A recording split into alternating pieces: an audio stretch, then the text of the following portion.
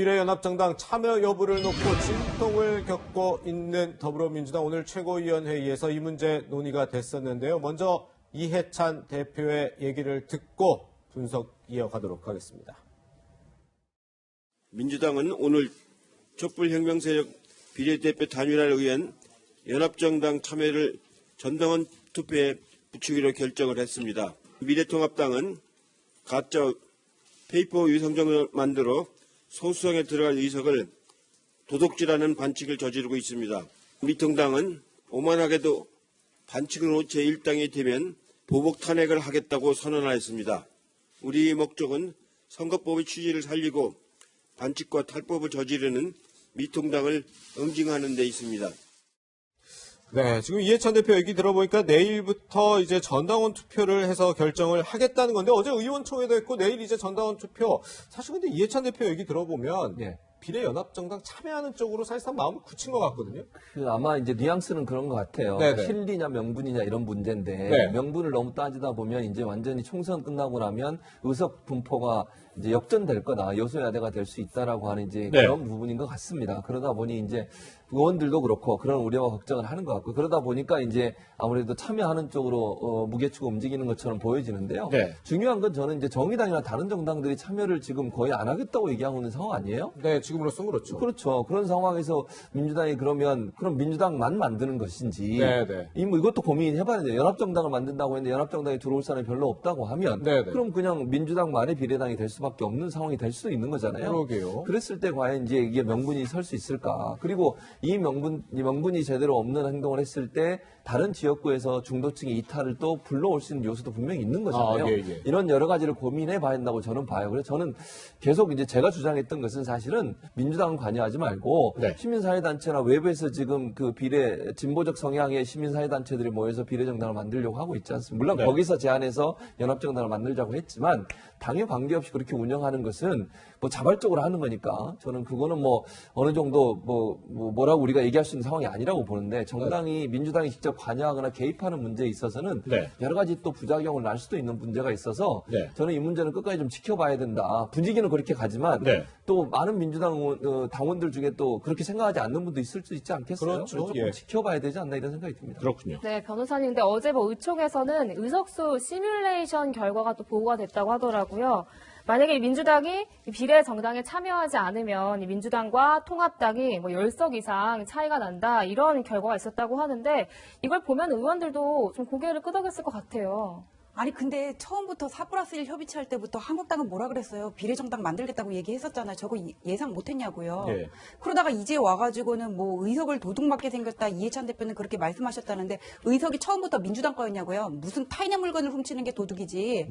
왜 도둑질을 얘기를 하고 그다음에 뭐 정당방위라고 얘기를 하는데 정당방위가 아니라 이거는 오상방위고 자기들이 자초한 자초위난이거든요.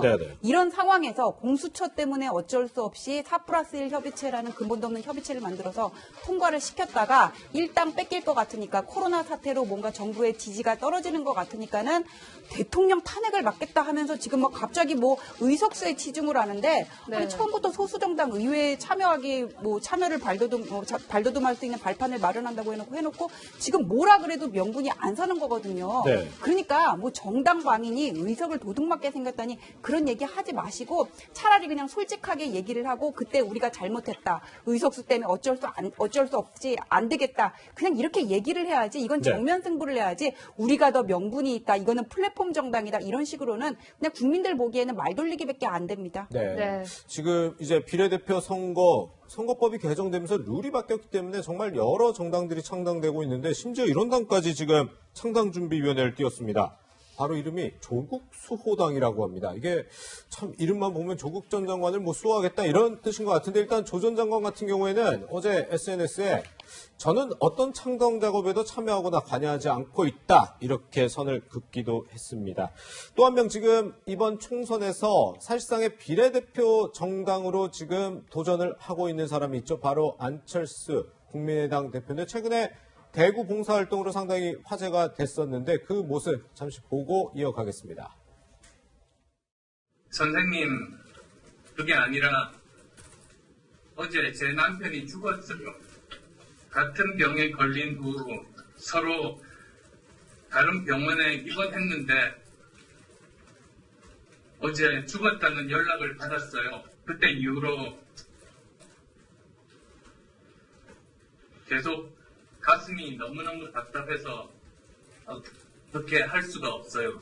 자체를 화장해버리면 다시 남편의 얼굴을 볼 수도 없고 병이 낫지 않아 장례식에 참석할 수도 없는 이 기막힌 상황을 누구에게 하소연할 수 있겠습니까?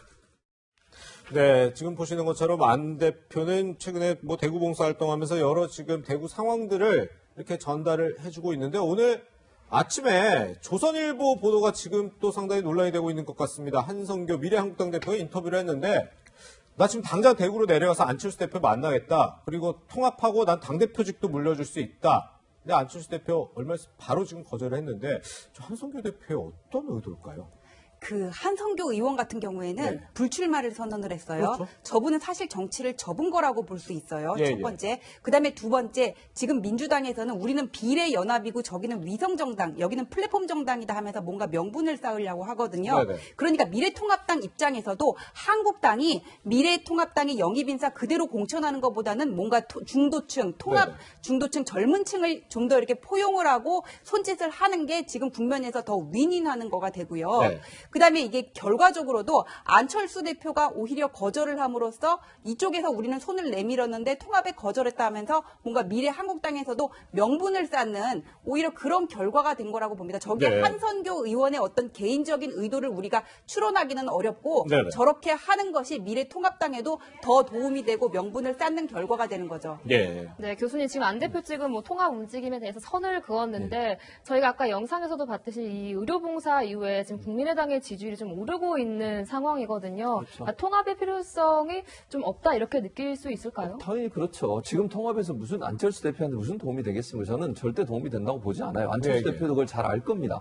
지금 상황에서 어쨌든 본인은 이번 기회에는 비례대표만 내고 지역구는 내지 않겠다고 그랬잖아요. 그리고 네. 본인이 어쨌든 대구에 가서 봉사활동하는 모습 때문에 일정 부분 지지율이 오르는 부분도 있고요. 이런 상황에서 지금 선거도 얼마 남지 않은 상황에서 흡수통합되는 것처럼 통합당이 들어가는 거는 본인의 미래에도 별 도움이 안 돼요. 나중에 예컨대 총선이 끝나고 나서 대선 후보를 어떤 선택하는 과정, 대선 후보로 부상할 수 있는 가능성을 놓고는 저는 충분히 통합당에 들어갈 가능성이 있다고 봅니다. 지금 네네. 상황에 들어가는 것은 본인한테 전혀 도움이 안 돼요. 네. 지금 자체 세력을 만들어서 어느 정도 가능성을 보여주는 것이 본인이 대선 후보로서의 어떤 몸집을 키우는 데 도움이 되는 것이지 통합당에 들어가는 순간 본인은 그냥 아무 의미 없는 존재감이 없는 상태로 빠지게 되는 거거든요. 그런 상황에서 안철수 대표가 들어갈 가능성은 거의 없다고 저는 봅니다. 네.